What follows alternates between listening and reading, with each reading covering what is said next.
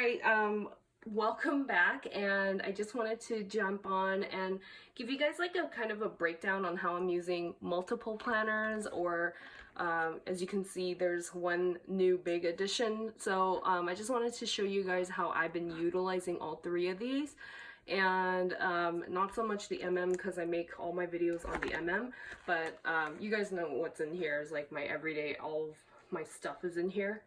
So I'll just go ahead and do like a little flip through on the desk agenda, and then I'll bring back the tool planner in a little bit. So here is my desk agenda. Everything's the same.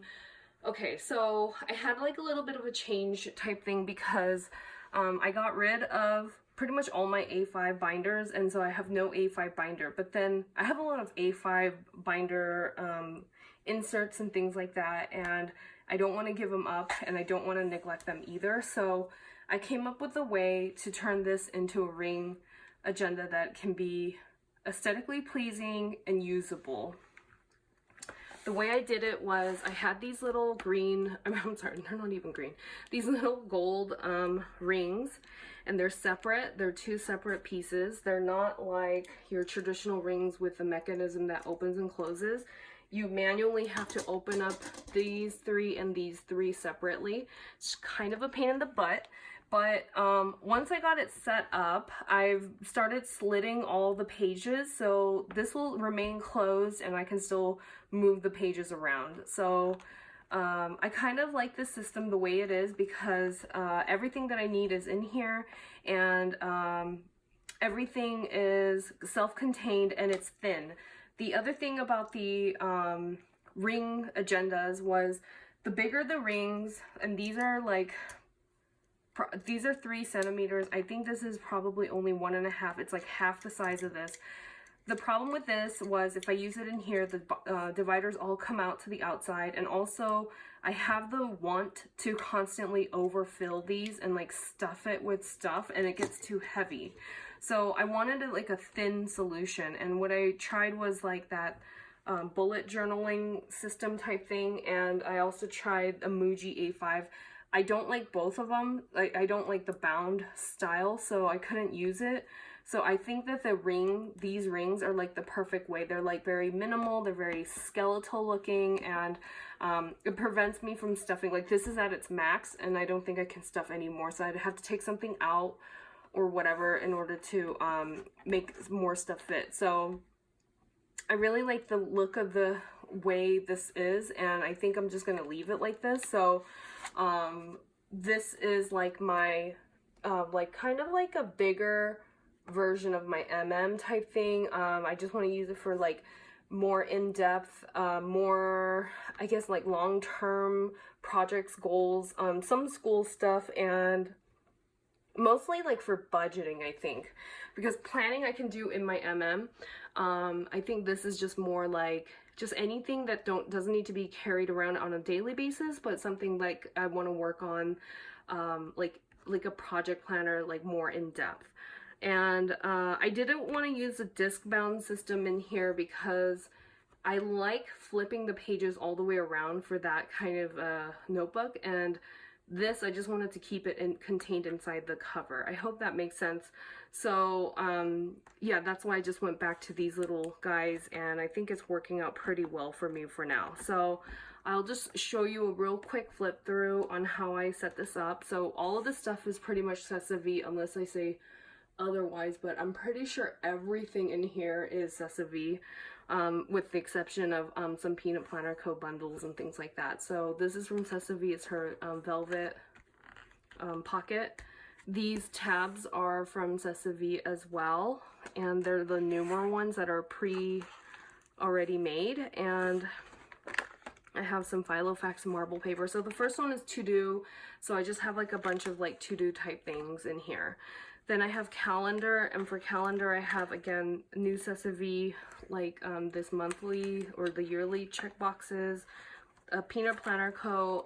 Bundle from 2018, and then these are some freebies that Sessavi just threw in with my order, and she has like the monthly layout, and then this 1 through like 31 type thing for each of the remaining months of this year, November and December. Projects, I have the project thing from Cessa V, and this is the older one. She has a newer one in her shop now. I still use the old one, so I just left it. And then I have meeting, the same thing from Cessa V as well. Under personal, I have St. Pasha's wish list, and I have pretty much all my older stuff, like my passwords are in here, and then like this from Grit and Glamour.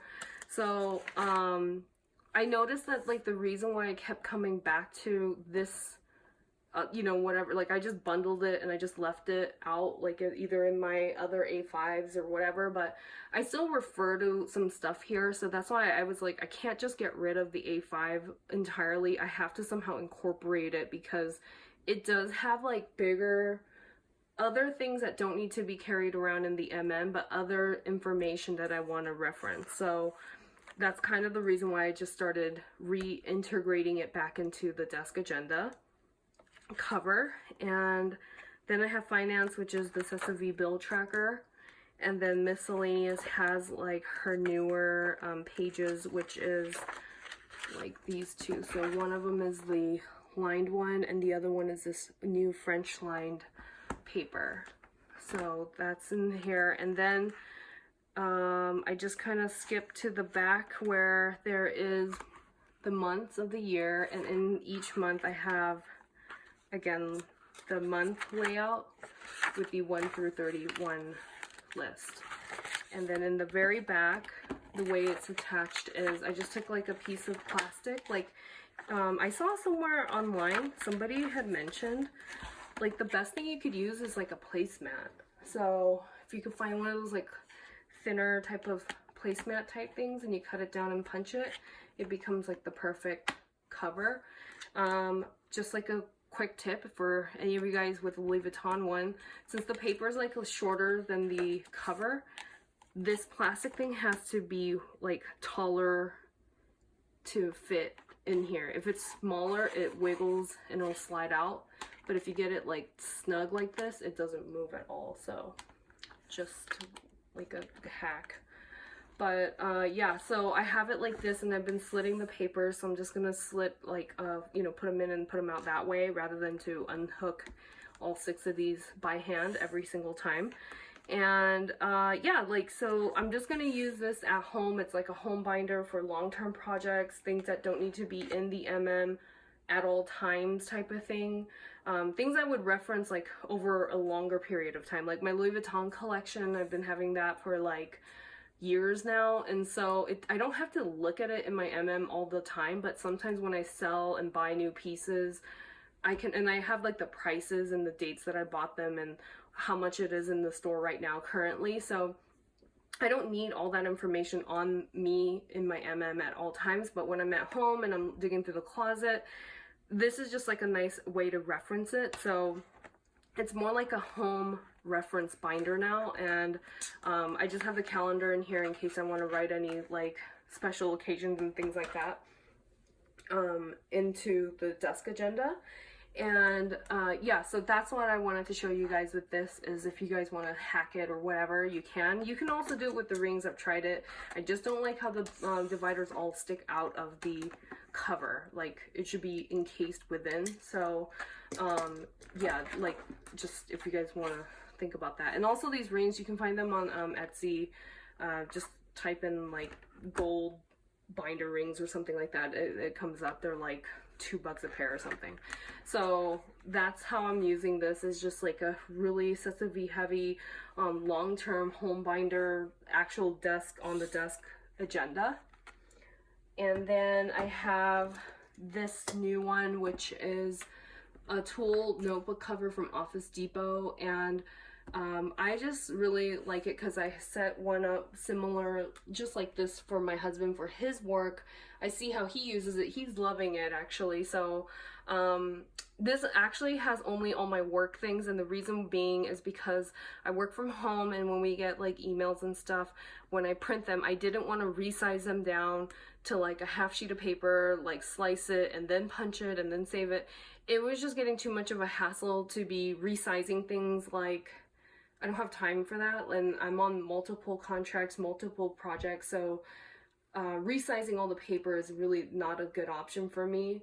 So the reason why I like this is because it's exactly the size of like a printer sheet of paper, and like it's just very simple. So I can't even show you guys the sections that I have, but I jacked the top 3 tabs for my husband because he has the other 2 because he only needs 2, and he wasn't using these. But basically it's like one for each contract that I'm on, and then I just have the work things separated. So it's kind of like a folder, but it's not loose. Like, I like the fact that it's bound somehow and it's not gonna fall out, and I don't have like loose pieces of paper everywhere. So I can't show you anything in here, so I'll just skip to the very back where I just have the papers, and I just filled them completely up with blank tool paper. So as the contracts go on and there's like I print out more emails and things like that, I'm just going to take out more of these sheets of paper. And yeah, it works out great because I don't have to resize, I don't have to cut, I don't have to do anything. I'm like trying to slim down as much time as possible. So this is like a perfect work, I guess, horse for me, because it is like a filing cabinet, but then it's also attached. And then I like the fact that I can just remove the discs and the cover, and then I can archive it with like smaller plastic, you know, discs from Michael's or whatever, and I can always refer back to it when I need it. So yeah, that's pretty much why I switched from the junior size to the full size, because I was just like printing too many things and shrinking them, and then also some things I have hard copies of and I have to resize it and make it into the smaller one.